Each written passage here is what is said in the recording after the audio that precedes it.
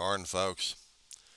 7:24 in the morning, West Coast time. It is the 13th of January, 2024. The Weaver Agency of Rosemond, California. What's going on, guys? 1 second. I swear, one person gets older, they start feeling their body really breaking down, especially in here when you get the junk. I've been asking myself more and more questions of the reasons why I do this. And maybe I've gone over it many times, but I still have to say it again and again of why I do these things, why I do these recordings. It's not just to build it. It's not building up likes, and it's not building up people. That's not the intention of it. Mainly, when I started this channel, it was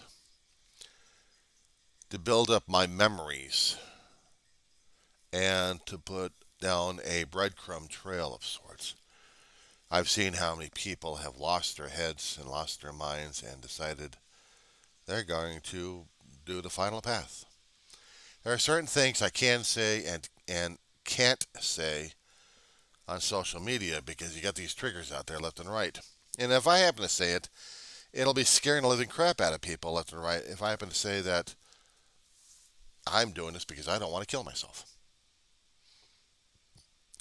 Just the two words, kill myself, would be the trigger.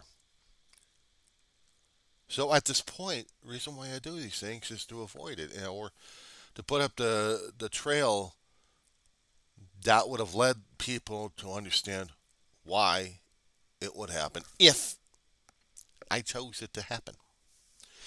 If I made that choice to do it. If I actually looked at myself in the mirror and said, okay, that's it, this is the day. There had to have been a trail up to that particular point. My channel originally was just to be a lifeboat of memories and of feelings and things that matter the most to me, observations and anything else I put on there. And not really looking for the likes and really not looking to build up followers, but just to, you know, just to tell people this guy actually existed, but this is the reason why he left this earth. And if there was any chance in hell that somebody else would have picked up on this and say, I know what that person's going through. And maybe this would help me out one way or another. You know, it was a thought, but originally it was selfish and self-centered of me just to put this channel on there in the first place. Ego. Well, sure as hell wasn't pride. Talking about my life and life stories and almost in intricate details, almost. Some things you do leave private. Some things I left private. And then I got one with how many people have been trying to like this thing. I'm like, okay, well, I got followers. And I tried, and one time or another, I tried to indicate in the videos, well, then I want more likes. But I had to step back from that and ask myself, why? Well, the likes are an advertising way of telling YouTube that this channel is most needed to be watched. The followers, I don't know. I can understand about liking the damn thing and then turning it off. And I know my language is sultry enough that people don't like it as much. I talk regular and the algorithms don't like it as much. Well, on that one. I don't get advertisers. If the advertisers watched me, they avoid me like the plague. I am not spectacular enough for these people. It's not supposed to be spectacular. I'm a guy who's spilling his guts out and his life out in the hopes that maybe one day I'll probably go back in the videos and understand who the hell I was if I actually start developing dementia or Alzheimer's. Or better yet, my family's legacy is out there in the open. You know, we find one way or another to do posterity, a bit of immortality. Of saying, don't forget us, don't forget me. I don't want to be forgotten. And if I did get to the way of self-destruction and I wanted a pathway that other professionals and other amateurs would understand that, yeah, this guy went through a lot of shit and this is what happened and this is what drove him nuts. How many times have I kept coming across newspaper articles and television stories about people killing themselves and then not leaving a story behind, not leaving their history behind, not leaving something that told the discoverers why this had to happen. A hell of a lot of turbulent emotions, a lot of actions, inactions, events happening, people coming in and out of life. Something had to be the trigger. Or maybe a combination had to be the trigger that would put this person into a tizzy and just say, that's it, game over. And sometimes I had to ask myself, am I doing it just because I'm going to be heading up to that point of killing myself and that's it? Or am I following this damn stigma I've had for a hell of a long while that past a certain age I'm dead and I have to leave something behind? A story, a history, something. And maybe my goals have been unrealized. But maybe somewhere deep inside or in my history, I've actually done a few good things that may be recognized a bit, probably up in heaven more than instead of on earth. That I actually made a difference in someone else's life, and maybe, just maybe, they were actually able to make a difference in someone else's life, and the chain continues that way. I mean, that's a good thought right there, isn't it? But for the most part, I blather like crazy what my life, what my experiences, what my observations are. The reasons why I keep doing this damn shit in the first place. Am I trying to chase an ego? Is my ego that inflated that I have to put myself and humiliate myself in public? My God, I might as well stand in a corner outside and just keep talking about my damn life. A lot of people thumping on me and saying, shut up, shut up. Well, yeah, we'll probably have a few people like that out here. Why are you doing this, man? Why are you doing this? It'll be the same damn thing for me on the channel. Because I'm doing that to the international. I'm doing that to posterity. I'm doing that period. I'm saying it because I'm saying it. I don't want to be left out in the earth. But if I got that much of an ego at this point over here, I just might as well be faded away. If I'm going to be looking at that point of view. But if I'm going to be looking at another point of view, saying that maybe my actions, maybe my thoughts, maybe something of this helped out one person, just one person, and made their life a difference. I don't have to know about that person. I don't know. I really don't have to know about him.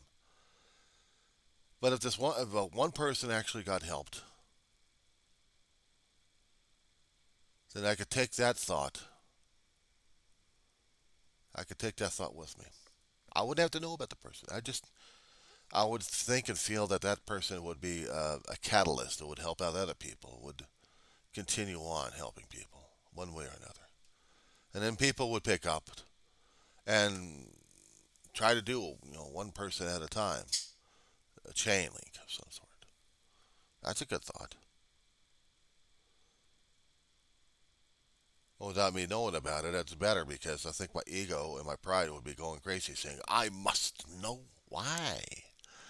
Why must I know? Why must I do this? And then I might as well just shut the damn thing off because if I'm going to be that eager to know, then I don't want to know. I want it to be shut down and then never to know. I don't want my ego that inflated. I don't want my pride inflated. Hell, I don't want my ego at all. To me, ego is edging God out, and I don't want to edge God out. I want that spiritual connection to be there, but I hope and pray that my actions would help out another human being. I don't have to know them, whoever that person may be. I just wanted to reach out and say, look, you're not alone, damn it. You're not alone. And if what I say helps, then I hope it does. I've gone through a hell of a lot, and I'm still going through a hell of a lot. I've been a caregiver for most of my life. I talk about the story. I talk about it often when I can. Examples of it. Not just to prove a point, but for me to keep remembering who and what I am. I'm a griever. I've been a griever since 4 years old. Didn't even realize it until late that I'm a griever. It's not a prideful idea. It's not an ideal job. It's not an occupation that one strives for to be a griever. No, it means that you lost someone, you lost an entity. Well, you may have lost other things, but for me, it's an entity. It's family. It's anything family connected and related. It means more to me of remembering and mourning and grieving than anything else does. I mean, yeah, it's going to be a nice cold morning out here, but it's not freezing cold. It's going to be sunny. We're going to have a little bit of clouds in here, but it's daylight outside. It's a day to go out and just take it in the breath of fresh air or carbon monoxide fumes.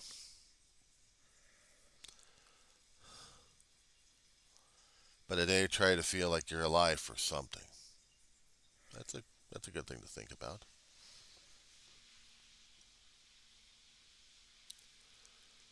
I'm not as energetic as anybody else. I'm not as nutty as anybody else. I'm not informative like everybody else, maybe. I just deal with what I got. I'm not looking forward to saying, well, I want. No, I have needs right now, and some of them are being met, and I have to live with that.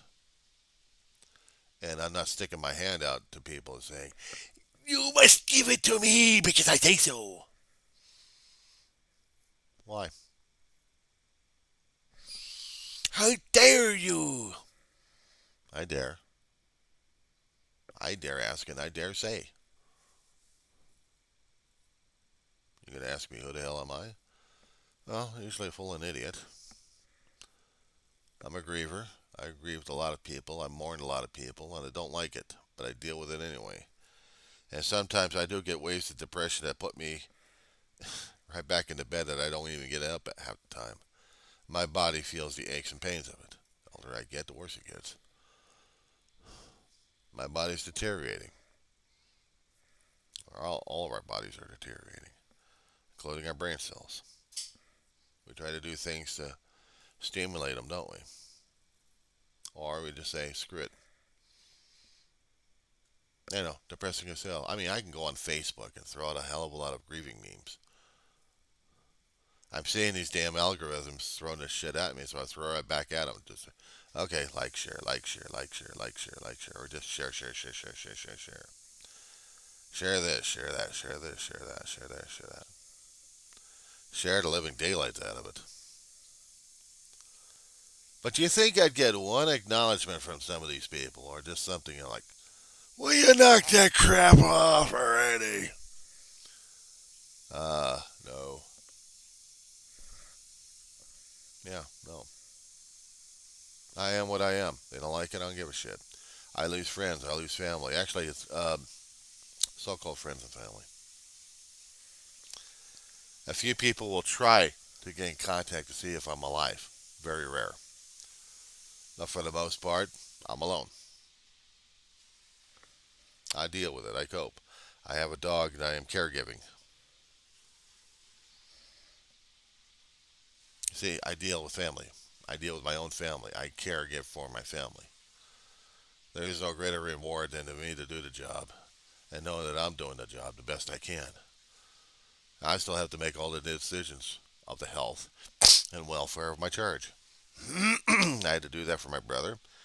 My brother had to do it for Mama. Mama had to do that for her grandmother. Actually, her own mother. I learned it from my family a long time ago. There was no greater reward. There was no reward system. We did it because you're family and we did it. No further explanation. I just did it. And some people may not understand that. But then again, that's not for them to understand, is it? They want to understand it. I don't even understand it. But I'm not supposed to understand it. I'm supposed to do it. My grandmother was dying. My mother, my brother, and I were doing our best to take care of this dying lady. And I loved her a great deal. So maybe in that way, I was doing it for love, survival. Only because I missed the living daylights out of my grandmother. And when she died, yeah, it tore my ass apart. But prior to that, her own sister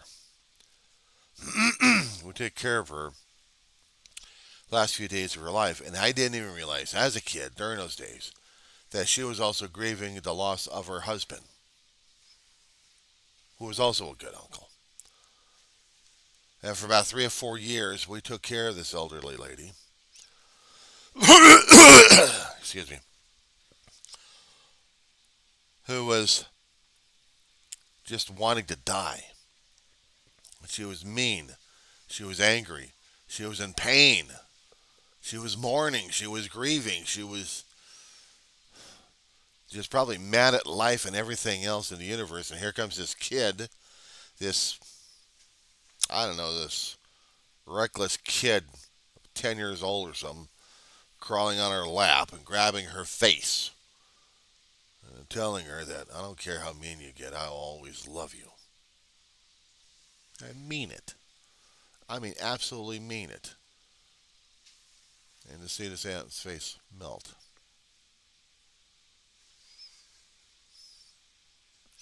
The hardest damn thing was a few years later having a birthday, and then hours after the birthday, or actually minutes after the birthday ended, and the kid's asleep in the bed. He gets waken up by his mother. That minutes after midnight, the aunt died, and peacefully. Heart attack, but she died peacefully. I don't know how that would happen. Usually, heart attacks are painful as hell, but if they died peacefully and they got a smile on her face, I don't know. All I know, there was a dream 6 months later, while this one kid is going to school, and he has the dream of his aunt visiting him, thanking him, just by her presence in the dream.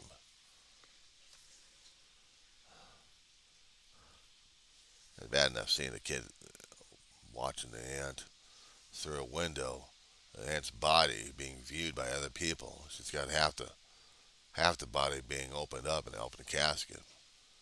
It didn't look like an ant, did it? No, it didn't.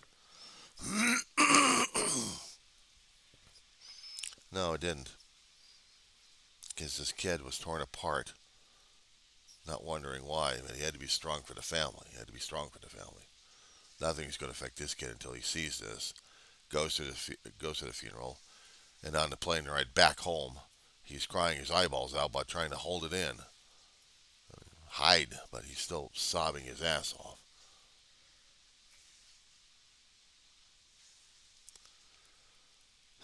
Not realizing he's going to be saying goodbye to his grandmother at that point.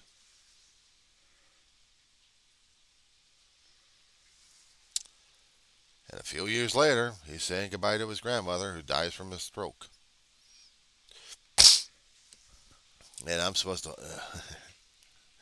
And the kid is a teenager now, surrounded by other people.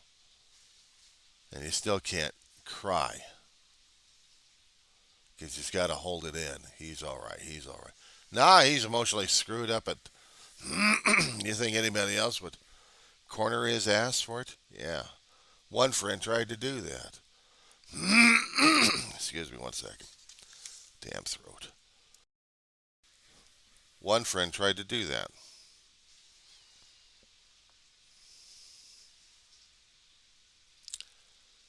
And yeah, I know I'm talking about myself in these things. And I had to run. I had to hide. And I may have cried a great deal, but I couldn't. I couldn't be brave out there. I had to. I had no one coming in. into their bedroom because everyone else was busy. But I don't remember anybody coming in to hold me and hug me, and I'm crying my eyeballs out because I miss my grandmother a great deal. But I'm supposed to be fine about it? Grief builds up like crazy. Every time I was an aunt or cousin or someone that I cared about being lost, including pets, grieve a little bit, mourn a little bit, move on. Be strong, be strong, be strong, be strong. The next thing I know, the major wave hits where caregiver for a mother for several years, her health failing, she passes away. Got to hold up a big brother, and a big brother's got to hold up me. We want to go off on the deep end. Believe me, we want to go off on the deep end. But we hadn't. I mean, yeah, well, we left our mother in the hospital after filling out the damn paperwork, and then getting the phone call. My God.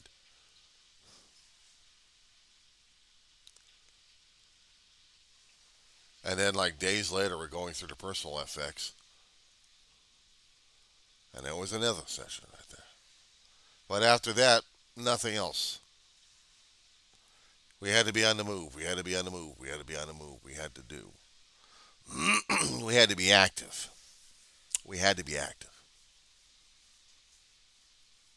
These are the reasons why I do my channel. This is talking about grieving, mourning, going through this kind of stuff that would tear people apart, not to show how strong we are, but to show what we've gone through, what I'd gone through.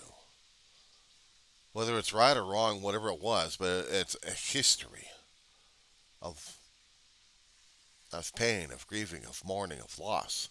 How to deal with it on a day by day basis sometimes. How to survive this damn thing without losing your mind or your brain or your body or anything else for that matter. And how does caregiving for other people that you throw your heart and soul into and you see them go? And how do you deal with that? How do you deal with that kind of loss? Every so often, the waves would kick in. The tsunamis, the landslides, the roller coasters, whatever the hell kind of description I would put through them. But the feelings come. The thoughts come. The trigger's already been nailed already. I mean, it's already been activated. It just needs innocuous. And then innocuous would happen. And then, bam, here it comes. And I'm pleading. And I'm pleading. God, forgive me because I'm going through this damn shit. Not cursing and cussing at anybody else for that matter. Like, you dirty rotten son of a bitch, you did this to my family, and I'm going to kick your ass and everything, and go off on a tirade. No, because I'm praying to God, forgive me for being this weak, or crying my eyeballs out like crazy, because I miss my family. I'll say it again and again and again. I miss my family. I am surrounded by photographs of them.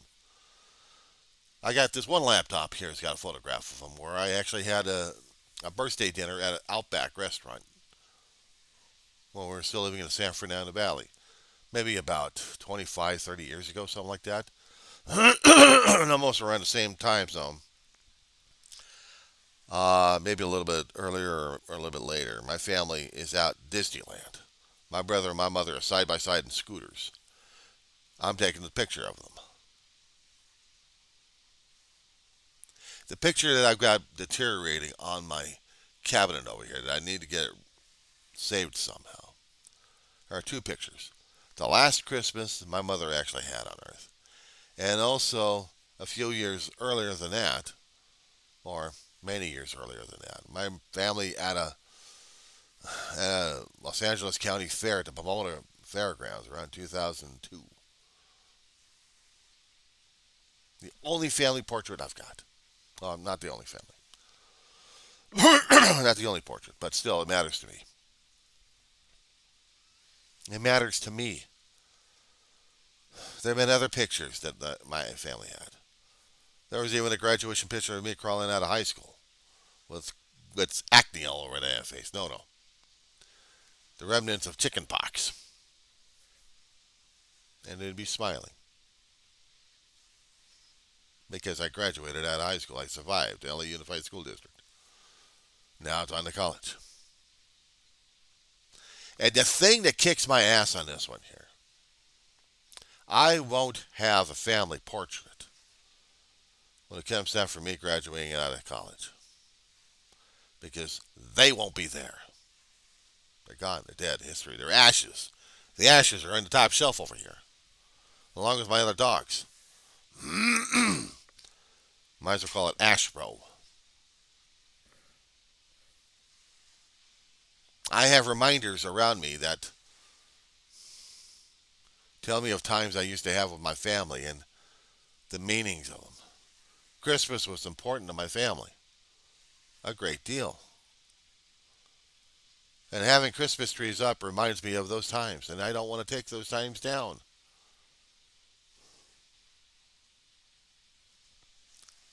I have old stuff from my aunt, my grandmother, my mother, my brother. That's a collection of hodgepodge in this place. We're old. We're deteriorating. We're broken down. That's how we are right now. That's how I am right now. So if I happen to have people watching this, originally that was not my intention. I didn't know a guy would be coming online who was spilling his guts out would be that interesting. Very few people would be interested in it. Okay, fine, be that way. I tried telling people on Facebook left and right about how a guy's going through grieving process and how other people are going through grieving process. It's crickets to everybody. They don't want to deal with it. They don't want to deal with it at all. Excuse me, sorry. I'm trying to get that shit out of my throat. Yeah, it would help. Water. Add more to the phlegm. And I get gross. I get gross on camera. I'm not looking to be the most beautiful guy on there saying, look at me, I'm handsome, I'm this, I'm that, ha ha ha. Screw that noise. I'm real. I deal. I cope. I kick myself in the ass with some decisions that I think are supposed to be worthwhile. Sometimes they are, and other times when I discover that they're not, I really give myself the riot act on this one. Even if it's for the good reason. Taking care of my dog who's going probably through her final days in life, and I don't even remember if it is. Speaking of which, here she comes. Hi, Mamish. Come here, honey. I'll take you out. I'll take you out, honey. Come here, old girl. Can I pick you up? Come here. Can I pick you up? Come here, honey. Come here, old girl.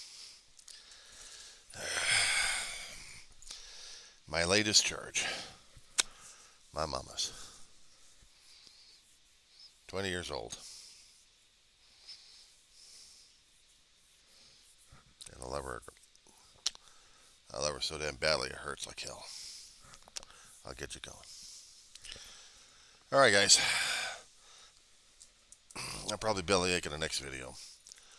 But this is what I'm going through.